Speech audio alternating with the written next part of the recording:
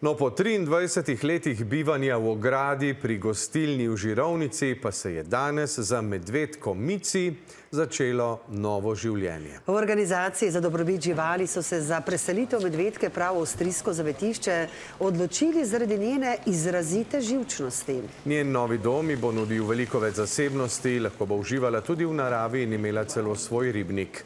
Zavetišče je sicer od meseca maja dom tudi medvedu Feliksu, ki se tam počuti zelo dobro. Ana Vidic-Kostevc.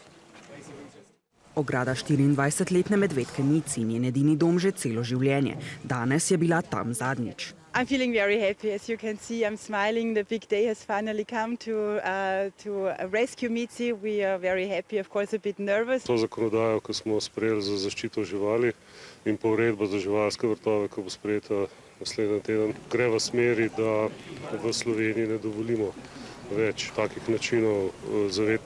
načinov zavetništva. Mici se tako zdaj seli v prostorno zavetišče Arbesbach. We can't wait to welcome her in our sanctuary, where a big enclosure of 2,400 square meters will await her. It's in the middle of the forest, so she will have natural soil, trees, she will have lots of nature to explore. Pred uživanjem v razkošju novega doma pa je medvedko in veterinarje čakalo še nekaj dela. Prvi korak bo, da bo šel veterinar, pomembno sam do kletke in uspaval Mici. Umirjeno medvedko so nato prestavili na ponjavo za premik v kletko.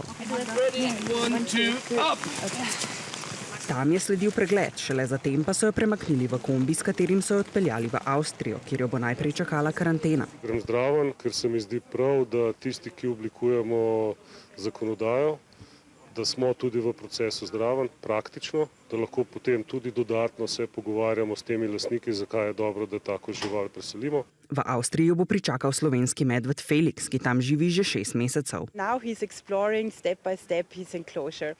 He also took a bath in his pool, so he's a swimmer. Pri nas zdaj ostaja le še medved Tim, ki biva v zasebnem živalskem vrtu v Horjulu. Tudi tega bi radi preselili, zato pozivajo lastnika, naj ga čim prej preda.